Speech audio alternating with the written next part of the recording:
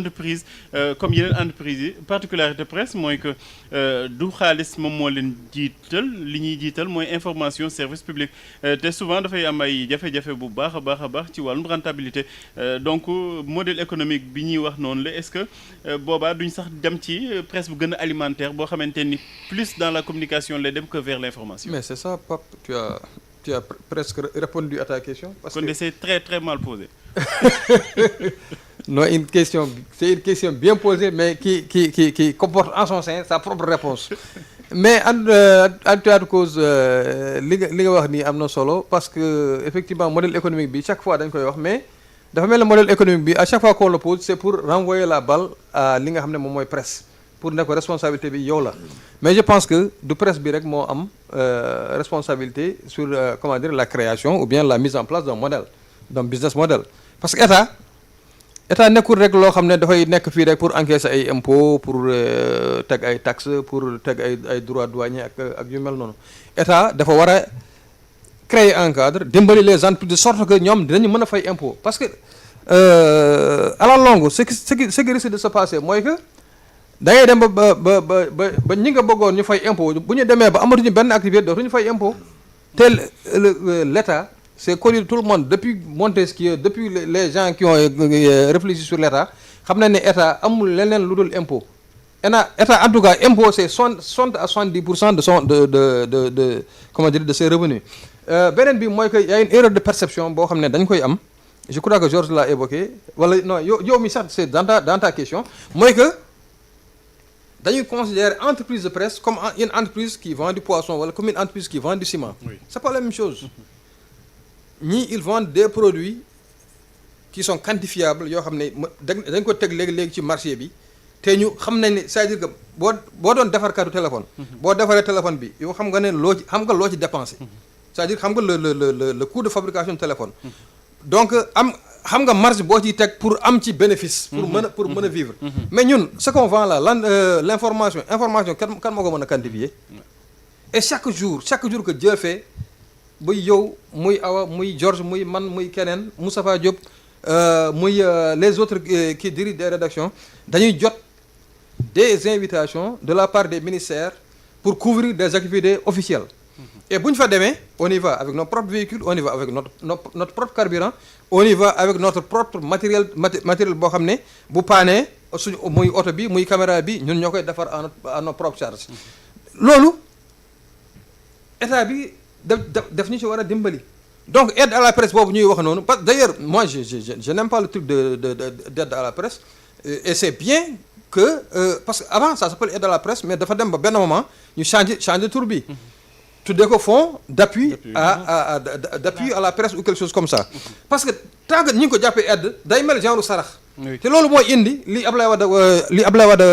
defoon je sais pas Georges si tu étais là-bas au palais am na benn année Ablaye Wade dafa toog mu ne du ma joxe aide à la presse bi c'était un premier au moment de la remise des cahiers de doléances aide un 1er mai mu ne du ma ko joxe Mademba Sock je me rappelle il était le seul à se lever pour réclamer à nouveau la parole dem ne président lii nekkul loo xam ne sarax la lii c'est un droit pour la presse donc dañ ko war a libérer ci situation boobu lañ nekk actuellement nii 2 ans ngi nii 2024 on n'a pas libéré le fonds d'appui à la presse 2025 bi on n'a pas libéré te gëmuma ne fii ak fin 2025 dinañ ko libérer alors que c'est la loi c'est inscrit dans la loi de finances. Oui. C'est inscrit dans du nekkul loo xam ne dañ ko créer nii wala yooyu beneen bi foo xam ne état bi mën na ko aider parce que état du Sénégal c'est comme l'état de la France c'est comme les États-Unis France ki nga xam ne moom mooy Sarkozy bi mu demee ba xam ne les mutations technologiques là am na benn problème boo xam ne bu ñu moytulee dina ko créer au niveau de la presse traditionnelle la presse classique mais mu xam ne ñii publicité moo la mën a jàppale mais il a interdit la pub sur le service public comme par exemple fii président Bassirou Diomaye jëloon par exemple un décret ne à partir de 20h wala à partir de 19h on ne peut plus mettre de la publicité sur la RTS Sarkozy c'est ce qu'il avait fait mais maintenant comme ñooñu ñi annonceurs yi moom dañuy bëgg seen annonce yi jàll te heures yooyu c'est des heures de grande heure du matin parce que les gens suivent mais ils sont obligés de prendre cette publicité là parce que c'est ça l'idée derrière li ñu bëggoon mooy que li ñu naroon yóbbu ci service public boo xam ne qui est grassement subventionné avec nos impôts ah li ñu naroon yóbbu foofu ci service public bi ñu yóbbu ko sur au niveau des entreprises privées loolu ça leur permet de souffler un peu beneen bi mooy que aujourd'hui on est largement nu ñu koy waxee c'est-à-dire que comme par exemple les Google par exemple je prends juste un exemple Google boo tapee léegi Google bon Pape Matar Diallo nangam tel article la yooyu Google da koy jox ki nga xam ne moom mooy chercheur bi le chercheur wala l'étudiant wala keneen ki en tout cas le gars qui la personne qui fait des recherches au niveau de comment dire au niveau de kii là mën nañ ci balancer wala des cookies des publicités yoo xam ne moom mën na ko gisaale foofu benn publicité boo xam ne après da ciy kii parce que Google da ciy jaar balancer wala ay publicité donc Google faire de la publicité avec le texte de Pape Matar Diallo alors que Pape Matar Diallo moomu noonu wala la maison de presse qui l'emploie moom amu ci dara amu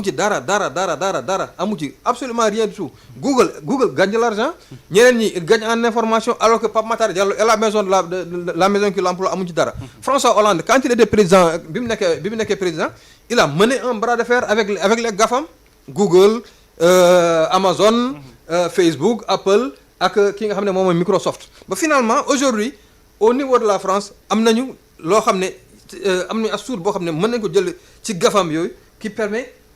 aux médias français surtout les médias traditionnels comme ay Libération ay Le Monde ak yooyu ñu xool benn clé de répartition ba nga xam ne ku ci nekk am nga ci loo xam ne mën nga ci jot sa wala parce que tu produis des articles tu produis du contenu qui est pioché au quotidien par des moteurs de recherche te bu dee Sénégal ñun amuñ ci dara alors que ñoom ils ont réussi à régler ce problème là donc loolu man je pense que état bi responsabilité bi foofu la ci maanaam ci publicité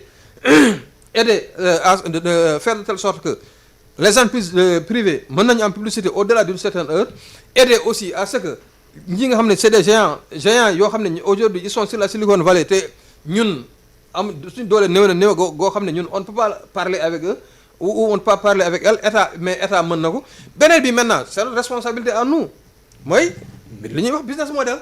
parce que aussi état non xaw ma entreprise yow entreprise bi Georges mi ngi wax évoqué le cas de Sidy Lamine en 84. Oui. bi muy def son business model c'était compte tenu d'un contexte économique bien déterminé aujourd'hui en 2025 ce contexte a complètement changé donc il va falloir s'adapter c'est s'adapter ou périr actuellement nii donc ci situation boobu lañu nekk la presse doit aussi se réinventer xool li nga xam ne moom mooy sa part de responsabilité dans cette affaire là def maintenant et avoir le courage d'opérer les mutations qu'il faut sinon c'est mettre la clé sous le paillasson et loolu yàlla na ci yàlla musal parce que si on met la clé sous le paillasson mais c'est des centaines et des milliers d'emplois qui vont être perdus et je ne pense pas que ce soit le souhait d'un pouvoir qui qu'il soit nag aussi dictatorial xaw ma lan qu'il soit que de souhaiter à ce que mu am comment dire mu am des emplois perdus au lieu que d'en avoir des emplois créés. D'accord modèle économique bi awa dañ koy souvent di pointer maa ngi koy wax léegi journaliste bi boo ko nuwee xibaar am na li rédaction bi sax du moins boo ko nuwee xibaar am na fii li muy def mooy jël ay moyens wa ki ay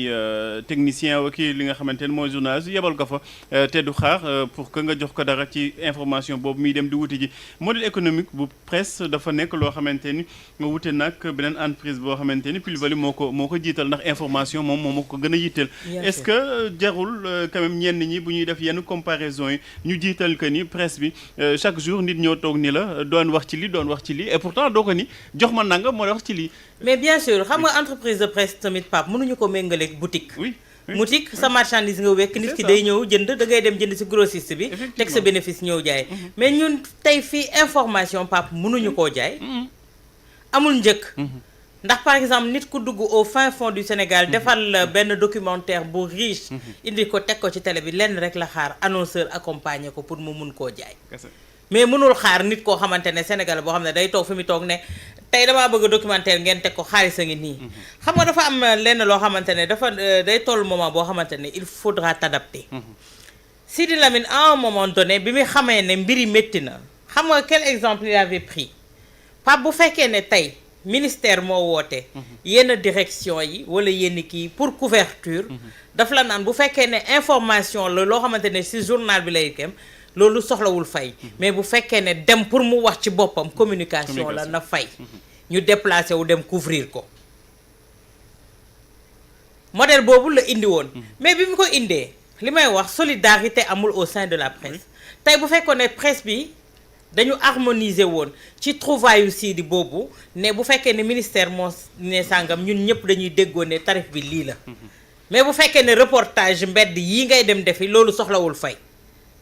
mais malheureusement boobu su Kumbaay bañ Sàmbaay rasu lañ ko doon def su Walfadjri nanguwulee dem couvrir Sen TV dinañu nangu dem wala TFM dina nangu dem parce que dañ ko doon jàppee ne wàllu xeexu politique la am na tey direction yu bëri au temps dañu jàppoon ne Sidi Lamine daf leen di xeex politiquement or c'était pas le cas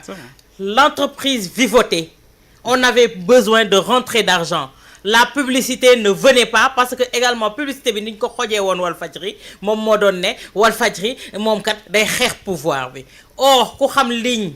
de conduite bu Walfadjri xam ne ne Walfadjri doxul ci yooyu mais dañu doon xoj de ce fait trouvaille boobu la Sidi Lamine trouvé woon mais ça n'avait pas prospéré parce que lan rivalité bu amoon au sein de la presse Pamata loolu nekk problème mais gis nga tey jii Pape lan la ñuy jàppee li sama papa Thierno Ndiaye Dos doon wax yàlla na xippee aljana doon wax benn baaraam bu tàllee ko ab joxoñ la waaye juróomi baaraam yu tàllee ko ab yelwaan la mais ñun tey baaraam bu tàlleeku bi la ñu waroon yoree di joxoñ le mal mais tey non ñun suñuy juróomi baaraam moo tàlleeku on est en train de quémander dañuy yelwaan oui malheureusement tey te entreprise de presse liy def force am Pape mooy sa crédibilité moom moo di ne doo leble doo fay bor ci li nga xamante ne moom ngay liggéey c'est ça mais tey malheureusement tey jii ñun entreprise de presse yi ñu ci bëri muy si ñi ma ko sañ a wax si yenn patron de presse yi ñoom ñëpp dañuy wër di yelwaan koo dem di yelwaan di ko tàllal loxo du la respecté Pape ndax dañ naan ko ëmb sa sànqal ëmb sa kerse te entreprise de presse moo waroon nekk au-dessus de la mêlée weesu loolu mais li ko koy may mooy également dañ koy tegal benn kii économique boo xamante ne c'est vivable Pape te mën nañ ko endurer tey jii mënuñoo yem ak RTS wala APS wala Soleil bi nga xamante ne ñoom dañu am subvention buy jógee ci état ñoom kay lépp état ko gérer état ngàllul leen lépp ba pare su publicité ñëwee nga xëccoo kook Walfadjri xëccoo kook Sen TV xëccoo kook 7TV xëccoo kook ñeneen ak ñeneen Pamata loolu pour man c'est pas normal mais ñun tamit Pape on doit savoir raison garder surtout les patrons parce que tey patron mënul taxaw également parce que suy wax day du fàtt ñoom ay hommes d'affaires lañu mais dañuy fàtte ne dañoo mbubboo dañu njaboote ay taskatu xibaar te li may wax sànq taskatu xibaar crédibilité am waruñu ko remettre en jeu te Sénégalais mënuñoo différencier les propos bu patron de presse bi ak propos li nga xamante ne moom moo di journaliste patron de presse bi su waxee day mbubboo waale taskatu xibaar yi muy liggéey yooyu yépp tey patron de presse am na doxalin bu muy doxale boo xamante ne day néewal doole ñi nga xamante ne ñoo di ay taskatu xibaaram te daf leen war a jox doole am na fenn foo xamante ne soo fa tolloo yow tu te limites à la gestion nga bàyyi say taskatu xibaar ñoom ñu fight li nga xamante ne moom moo di seen devoir ak seen liggéey pour xool parce que entreprise de presse bi su rentable taskatu xibaar bi moo ciy gis boppam moo koy permettre mu sauvegarder dignité am tey Pape Matar du dem jël interview benn ministre di xaar suy ñibbi mu jox ko paas parce que tey jii ministre boobu soo demoon ba sa rédaction war a jàllale interview bi li ci gën a tàng su la woowee ñaan la njekk di nga ko rus di nga ko teggi kon bu boobaa liggéeyu journalisme amatul sa raison d'être de ce fait tey jii Pape la donne a changé ni ko Georges waxee sànq dafa am yu bëri yoo xamante ne dañu ñëw greffé wu ci métier bi ba nga xamante ne tey les télévisions classiques les radios classiques sont en train de trinquer mais également nous on n'est pas exempt de reproche Pape est-ce que tey ñun on propose des programmes yoo xamante ne tey jii dina faire venir des gens yoo xamante ne loolu moom moo leen intéressé ça aussi c'est un problème parce que annonceur tamit fi muy dugal xaalisam bëgg na nekk loo xamante ne un programme éducatif un programme économique un programme éducatif boo xamante ni voilà day jàngale ak xamle loolu la annonceurs yi préféré boo xoolee lii ëpp ay annonce ci Sénégal ay caaxaan la non mais Pape kay ma wax la y a de ces gis nga ñooñu ngay yaakaar yee caaxaan yooyu fi ñuy dugal xaalis loolu bëriwul parce que ñoom seen marché publicitaire yaatuwul mais tey y a de ces ONG yoo xamante ne qui luttent ci éducation ci la santé Pape ñooñu seen gafaka communication ni mu toll mënoo koo xam am na ci yenn télé yoo xamante ne Pape tey soo liggéeyee ak ñoom tegal leen benn programme dem seeti leen ñoom xoolal si benn émission. liñ ciy dugal yow mi def yëfu caaxaan loolu li ñuy dugal benn émission ñoom seen weer la moo tax ma ne tamit ñun suñu côté Pape. ñoon ñoo war a xool la manière également de faire également parce que ñun fi mu nekk nii télévision yi li ci le mal moo di ne ñun suivisme la ñuy dund fi mu nekk nii ñun fi mu nekk site internet yeeg les pages YouTube entre autres ñun ñoom la ñuy calquer pour essayer grignoter ak ñoom li YouTube di fay pour mu mën ñu permettre de survivre. bu YouTube arrêté woon moom. tey soo demee ba ñuy toog naan télévision classique yi dañ koy comparer ak les chaînes YouTube Pape bu yaboo ñu lem suñuy kaaka ak suñuy daal dem toogi. Alors excuse-moi, oui, il y a quelqu'un qui est en train d'interagir. Il a envoyé benn kii nee na Gambie par exemple les journaux sont payés par Google. sont payés mooy